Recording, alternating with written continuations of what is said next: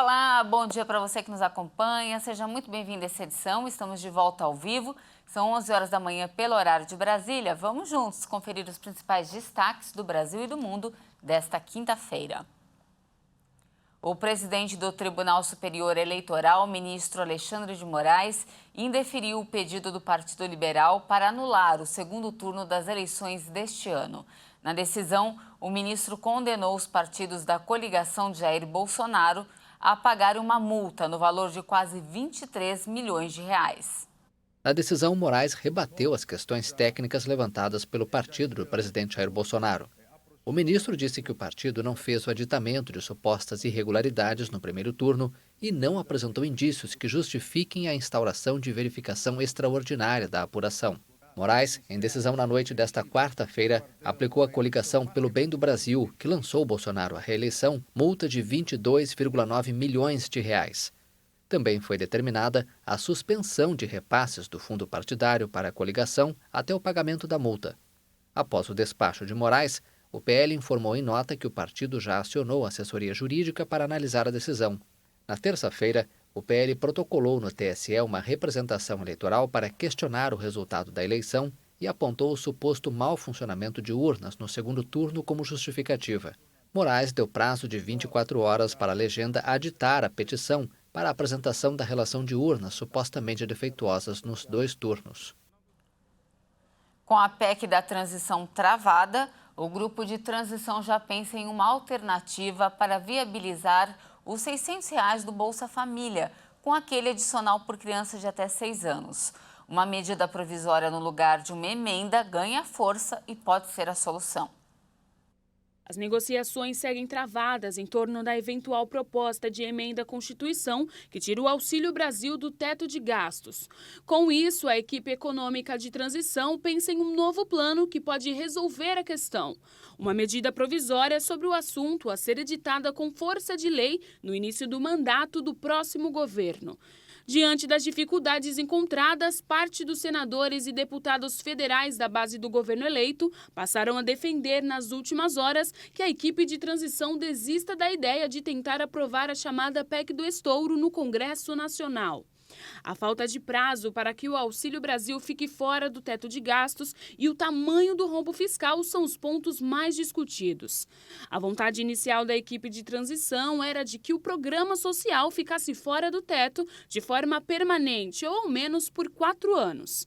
Alguns parlamentares já entendem que a melhor saída seria editar uma medida provisória com poder de lei no início do mandato de Lula, para garantir o valor de R$ 600 do Bolsa Família. Dessa forma, o governo eleito teria 120 dias para converter a MP em lei definitiva. E chegou a hora de falar de esporte. A seleção brasileira dá hoje o primeiro passo rumo ao tão sonhado título de hexacampeão. O primeiro jogo do Brasil na Copa será contra a Sérvia. E a expectativa é que o técnico Tite mande para campo uma formação bastante ofensiva, seguindo aí a melhor tradição do futebol brasileiro. Vamos ver. Prestes a iniciar a caminhada pelo sonhado Hexa, a seleção brasileira realizou o último treino antes do jogo contra a Sérvia, nesta quinta-feira, em Lusail. Os jornalistas tiveram acesso somente aos primeiros 15 minutos da atividade, que ocorreu no estádio Gran Hamad. Tite não revelou a escalação que vai mandar a campo, mas existe a possibilidade de ser um time bastante ofensivo, com Rafinha, Vinícius Júnior, Neymar e Richarlison entre os titulares. Em coletiva de imprensa após o treino, o zagueiro Thiago Silva falou sobre a expectativa para a disputa do torneio e pediu que os brasileiros acreditem na conquista do título mundial. O que eu passo para a torcida é que eles acreditem na gente, porque aqui dentro não tem dúvida alguma que a gente está pronto para fazer uma grande Copa do Mundo. É claro que o título está muito distante, mas sonhar é grátis, então a gente sonha com isso. Bem tranquilo nesse momento e, cara, estou aproveitando da melhor maneira possível, a melhor versão Thiago Silva. Com 38 anos, acredito que eu esteja atravessando um dos melhores momentos da minha carreira. O maior astro da seleção, Neymar também foi tema na coletiva e ganhou elogios do capitão brasileiro.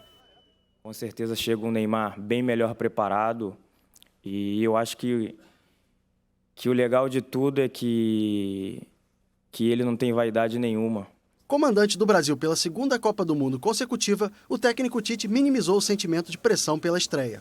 Ele é menor. E faço minhas palavras do do Thiago. O aprendizado ele pode ser teórico, mas ele é fundamentalmente prático. Está um pouco mais leve, está um pouco mais em paz. Brasil e Sérvia estão no grupo G da Copa do Mundo, ao lado de Suíça e Camarões.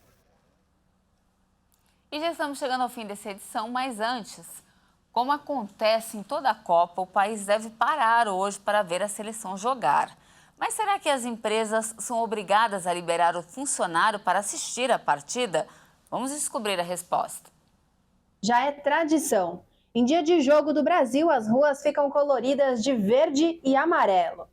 Nessa Copa, os jogos vão cair durante a semana, ou seja, em dias e horários de expediente. Será que o trabalhador vai poder deixar de bater o ponto para assistir os jogos? Lembrando que o dia que a seleção canarinho joga não é considerado feriado. A consolidação das leis do trabalho, ela não prevê uma liberação dos funcionários em dias de jogos do Brasil. Nós sabemos que, tradicionalmente, dias de jogos da seleção, em especial na Copa do Mundo, o povo brasileiro costuma parar para olhar os jogos da Copa. Todavia, isso não há uma imposição legal das empresas liberarem os funcionários nesses dias.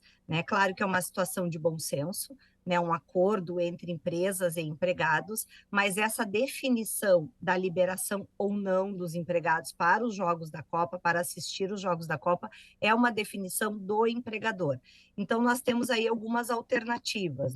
Uma alternativa seria da liberação dos empregados, como uma ausência justificada, ou seja, o empregador libera os empregados nesses horários de jogos da Copa do Mundo, os empregados estão dispensados do comparecimento do trabalho, e esse horário de trabalho não trabalhado vai ser considerado uma dispensa justificada pelo empregador, o empregado não vai sofrer nenhum desconto do salário. Por outro lado, há também a opção de um acordo de compensação de horas, É importante que as empresas identifiquem se há nas normas coletivas da categoria essa possibilidade, e aí seria feito aí um acordo individual de compensação de horas com os empregados, para que os empregados fiquem liberados nos horários de jogos e compensem essa jornada não trabalhada em outros dias, laborando um pouco acima da jornada contratual.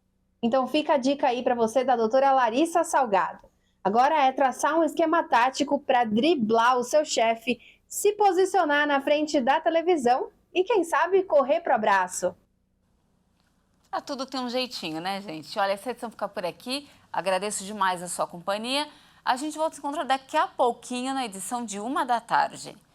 Não saia daí, porque eu e a Dani Paris esperamos você. Até mais.